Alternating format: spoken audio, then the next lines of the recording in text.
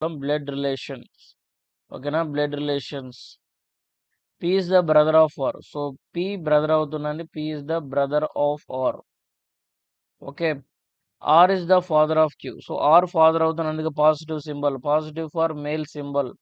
ఓకేనా? మేల్ అనమాట. So R is the father of Q. So R father అవుతుందండి ఎవరికంటే క్యూకి. S is the wife of Q. S wife అవుతుంది ఎవరికంటే క్యూకి. S is the wife. Tea is the daughter. T daughter అవుతుందండి ఎవరికంటే ఎస్కి. సో ఎస్ డాటర్ ఎవరంటే టీ. మీరు గమనిస్తే ఎస్కి టీ డాటర్ అవుతుందంటే నథింగ్ బట్ క్యూకి కూడా టీనే డాటర్ కదా. కాబట్టి వీళ్ళిద్దరు డాటర్ ఎవరంటే టీ. ఓకే. డాటర్ అంటే negative symbol. Okay. How is P related to T. So పీకి ఇక్కడున్న పీకి ఇక్కడున్న టీ ఏమవుతుందని అడగలేదు. జాగ్రత్తగా గమనించాలి. టూ టూ టీ అన్నాడు. టీఓ టూ టీ అన్నాడు. సో టూ టీ అంటే టీకి ఏమవుతుందో చెప్పాలి. టీ పాయింట్ ఆఫ్ వ్యూలో ఉన్న రిలేషన్ ఏంటో చూడాలి. రిలేషన్ ఎలా చెక్ చేయాలో చాలా సింపుల్గా చెప్తా చూడండి. మనం ఎక్కడి నుంచి ఎక్కడికి కనుక్కోవాలి. టీ నుంచి పీకి ఉన్న రిలేషన్ కనుక్కోవాలి.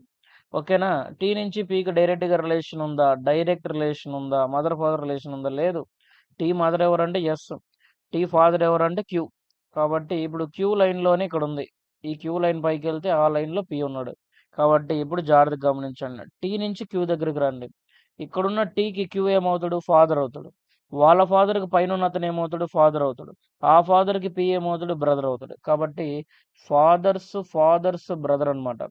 ఫాదర్స్ బ్రదర్ అంటే option A. Option A is the answer. ఓకేనా? Option A is the answer. మళ్ళీ ఒకసారి చెప్తాను, అర్థం కాని వాళ్ళు చాలా జాగ్రత్తగా వినండి ఇప్పుడు.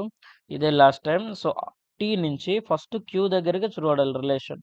క్యూ ఎవరంటే వాళ్ళ ఫాదర్. వాళ్ళ ఫాదర్ నుంచి ఆర్ దగ్గరికి ఉన్న రిలేషన్ అంటే ఆ క్యూకి ఫాదర్ అవుతాడు.